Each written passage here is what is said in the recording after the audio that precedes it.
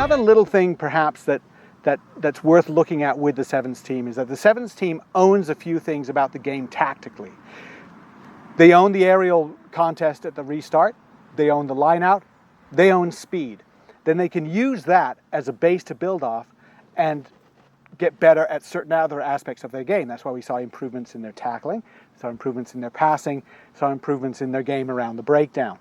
For the USA 15s team, what do they own? Well, I'm not quite sure. Apart from maybe the maul attack from the line-out, they don't really own certain aspects of the game. So that's job number one.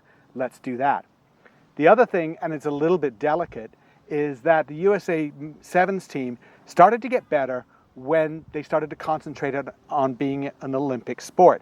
And if you're an Olympic sport, you have to have citizens of your country on your team. There are no overseas parachute players on the USA Sevens team. They're all US citizens. Now, it's not the same for the 15s team. And I'm not pointing at any specific players.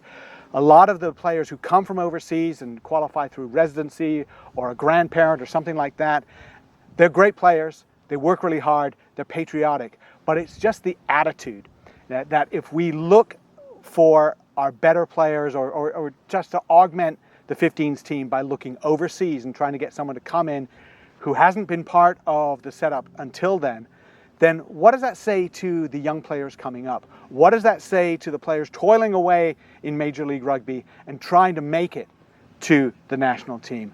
I don't know. I think there's something to be said for the fact that it's an all-citizen Sevens team. And it's not a coincidence that the USA Sevens team, along with owning some things tactically, along with finding some great athletes and taking time to make them good, that they're an all-American team.